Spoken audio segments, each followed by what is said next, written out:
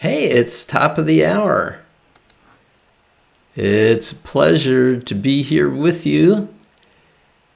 This is a session that we're going to do on focus and concentration. Thanks for being a part of this program.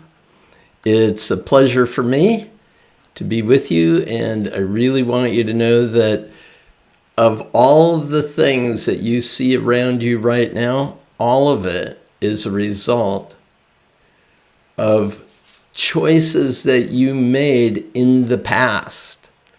So 3 to 5 years ago, you had a particular intention, and what happened is through a series of processional effects as a result of the thoughts you thought, the feelings you felt, the words you spoke, the actions you took, you brought your life to the point where it is today. Now, the question that Brian Tracy asks you at the beginning of this Paraliminal is, where do you want to be 3 to 5 years from today? And that gets set up right now. Your realization of that future ideal happens as a result of what you're doing today. The tiny actions, the small next steps. The focus of your mind as you awaken, as you participate in the day, as you move through the day, as you review the day at the end of the day. All of those thoughts, all those words you spoke, the feelings you felt, and the actions you took consistently progress your life.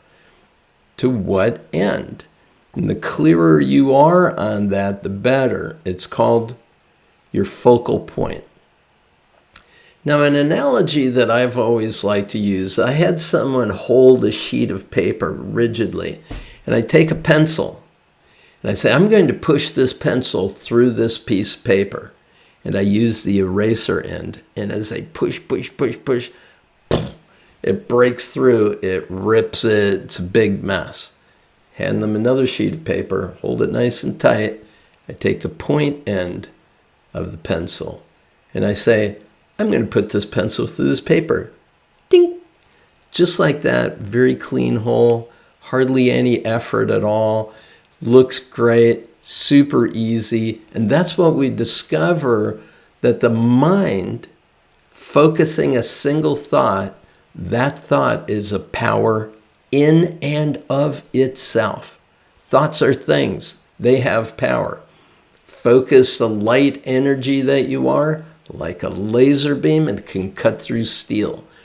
Focus light energy with a magnifying glass, and it can set paper on fire. You know this idea of the power of focus. Well, there's also an interesting addition to all of this. When I was studying yoga meditations, the science and philosophy of yoga, I discovered, or I heard, a very important idea that has stuck with me ever since. In Sanskrit, there is a term called rasa, R-A-S-A, and it's not literally translated into English very easily. But the way that my teacher described it is, if you could search the world over and find the most perfect orange tree, the citrus fruit orange, the most perfect tree in the most ideal environment. And if from that tree you could take the absolute most perfect piece of fruit, open it and find the ideal segment from it, and open that and find one piece of pulp, and if you could insert a straw into that one piece of pulp that's the size of a capillary, and draw the juice from that piece of pulp and experience it on your tongue, that's rasa. In essence, it's the joy, it's the pleasure that comes from a focused mind. Now, every day, I do a yoga routine. I do a meditation. And one of the things, very interesting, one of the things that happens for me quite often is if I'm not completely focused on being present to my exercise routine, I'll lose my place. I'll forget how many I did of which leg I'm starting on, my mind scattered is not really serving me. My exercise is more effortful. It's less productive. And everything I do, if I would do it with presence, being focused, relaxed, and aware, it enhances the benefit that I receive from it. Similarly, if you think in your own life of any important goal that you're interested in achieving, whatever you're doing on an ongoing basis to bring about the focus, the movement in the direction of what you're choosing, that's going to make all the difference. Your efforts are simpler. They're more elegant. Your focus, your concentration means everything in terms of bringing this tremendous power of your mind to bear on what it is you're choosing to create in your life. And when you do, you are absolutely unstoppable. Nothing can keep you from an objective that you choose to realize in life. Now, it might not be the very first way you thought you were going to be able to get that, but that's what mind is excellent at doing. Once your conscious mind has established a goal, then it's your non-conscious resources of mind that find the best ways and means to realize your goal.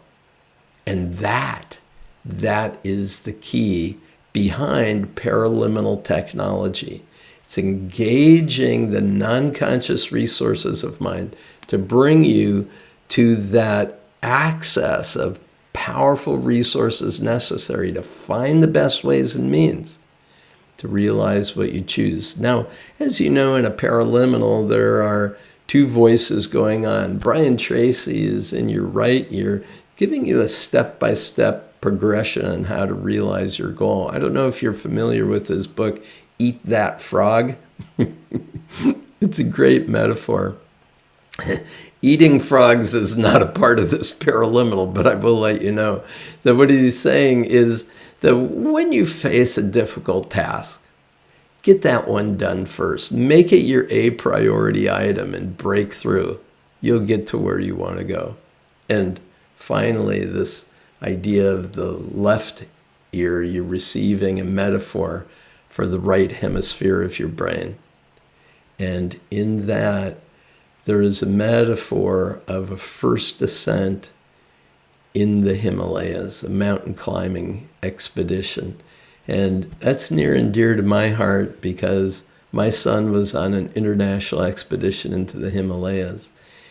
Powerful experience. Years in the planning, months in the creation, and those last steps to the summit are a focused, rhythmic movement in the direction of what it is you're choosing to create. So, set your focal point for the day.